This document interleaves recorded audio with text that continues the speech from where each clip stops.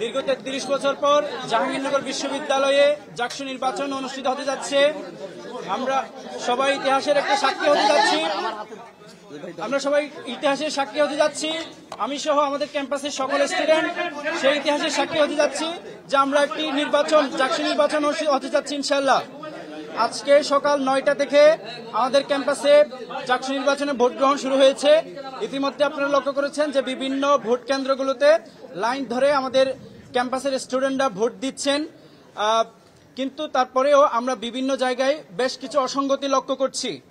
আমরা সে অসঙ্গতিগুলোর কথা যদি বলি, প্রথমেই আসে প্রাক্তন শিক্ষার্থীদের কথা। যে বিশ্ববিদ্যালয় প্রশাসন নির্বাচন কমিশন বলেছিলেন আজকে সকাল ৬টা থেকে ক্যাম্পাসে কোনো সাবেক শিক্ষার্থী থাকতে পারবে না, কিন্তু আপনারা ইতিমধ্যে লক্ষ্য করেছেন যে ক্যাম্পাসে এখন পর্যন্ত সাবেক শিক্ষার্থীদের আনাগোনা লক্ষ্য করছি। বিভিন্ন ভোট কেন্দ্রের পাশেই তাদের অবস্থান দেখতে পাচ্ছি। এই বিষয়টা আমাদেরকে একটু চিন্তার মধ্যে ফেলে দেয়। তার পাশাপাশি আরো একটা বিষয় আমি আপনাদের জানিয়ে দিতে চাই, আমাদের শহীদ সালাম বরকত হলে টোটাল ভোটার সংখ্যা 299 জন, কিন্তু ওই ভোট কেন্দ্রে টোটাল ব্যালট পেপার গিয়েছে 400টা। এই যে 101টা অতিরিক্ত ব্যালট পেপার কেন গিয়েছে সে বিষয়ে ওই ভোট কেন্দ্রে যিনি দায়িত্বে আছেন তাকে জিজ্ঞেস করা হয়েছিল 101টা অতিরিক্ত ব্যালট পেপার কেন এসেছে। এলএমই সার্টিফাইড বিশ্বসেরা কপারে তৈরি ওয়ালস এন্ড কেবলস, যা আপনার স্থাপনাকে রাখবে সব সময় নিরাপদ। তিনি সেটার কোনো যৌক্তিক ব্যাখ্যা দিতে পারেননি, বলে যে কেন এসেছে তিনি জানেন না। এ হলো বিষয়।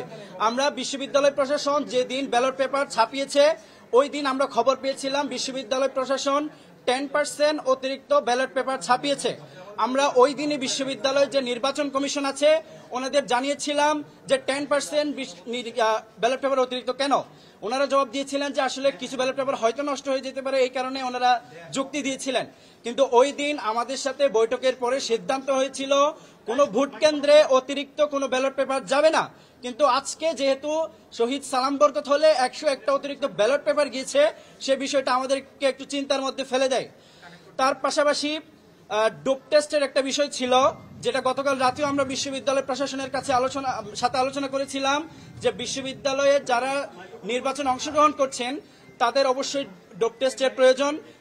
সেজন্য বিশ্ববিদ্যালয় প্রশাসন ডোপ টেস্টের আয়োজন করেছিল, কিন্তু ডোপ টেস্টের রেজাল্ট এখন পর্যন্ত নির্বাচন কমিশন প্রকাশ করেনি এবং বলা হয়েছিল যারা ডোপ টেস্টে অংশগ্রহণ করবে না বা পার্টিসিপেট করবে না তাদের রেজাল্ট বাতিল হবে। কিন্তু এখন পর্যন্ত আমরা খবর পেয়েছি অনেকেই ডোপ টেস্টে অংশগ্রহণ করেনি, কিন্তু তাদের কোনো তালিকা বিশ্ববিদ্যালয় নির্বাচন কমিশন এখন পর্যন্ত প্রকাশ করেনি।